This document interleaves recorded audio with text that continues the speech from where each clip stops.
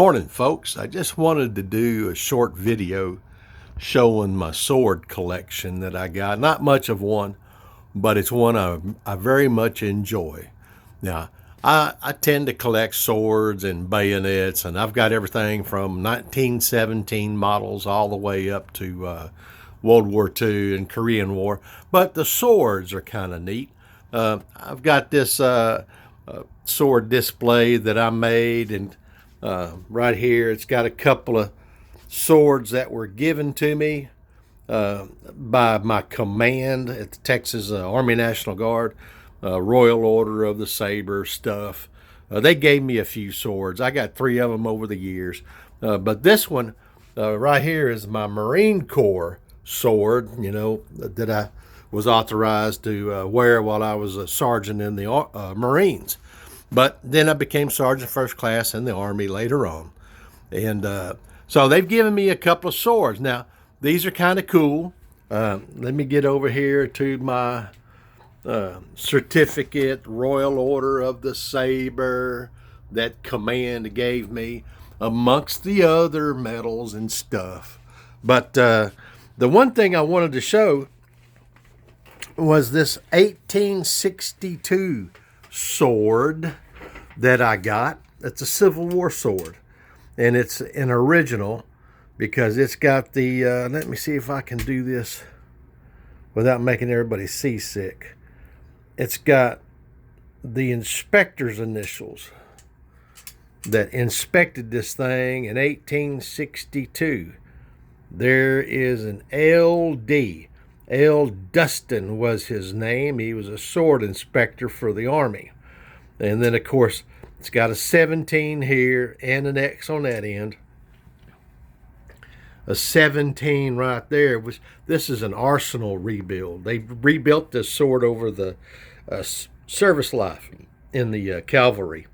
So, it's got the original leather handle. It's an 1860 sword. It's original. It's got the seam. I don't know if I can get this done right. There we go. You see that seam? That's a soldered seam in the scabbard, which means it's an original scabbard, not a reproduction or a fake. And if you notice right here, you'll see how the handle, or the sword rings, the mounting ones, they're kind of wore out. They got this wear pattern where it's wore. That means this sword was actually carried in service, either horseback or the poor guy dragging it along the ground. But I never really understood or know what color these things. These are steel scabbards. I didn't know if they had them polished or if they kept them this color. I'm not really sure. But I'm not going to touch it. I'm going to leave it original. This is an amazing sword. So I was going to try and pull it. Let me get y'all seasick some more. There we go. The blade is original. You can tell, and you can tell this is not a reproduction blade, an original, because of the form of the blade material. It's hard to reproduce these things like this. But there we go. I just wanted to show everybody. It's kind of neat. I really like it. This is an original, and this is it's an award sword. That's probably bought for $30 off of Bud K or whoever. But you can tell they're nice looking.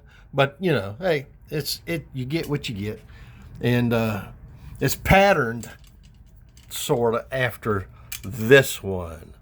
You can see this is an original, and there's the reproductions or the cheap versions. The Army can't afford to give you an original authorized sword, because there's a regulation that says that the Army or the service, the Department of Defense, can only authorize up to $50 spent per soldier per year. So that's why they don't give you the real thing, because it violates their financial records. So like I said, that's my Civil War sword. I got a few bayonets. I got a lot of bayonets. I don't know where I stuck them at. There we go. Look, got them all squirreled away back there. Long bayonets. Woo! I got some stickers. they're like 10, 18 inches long. They're called mini swords, I say. They stick them on a long rifle. But that's just an interesting thing I just wanted to tell everybody. Thank you and have a good day.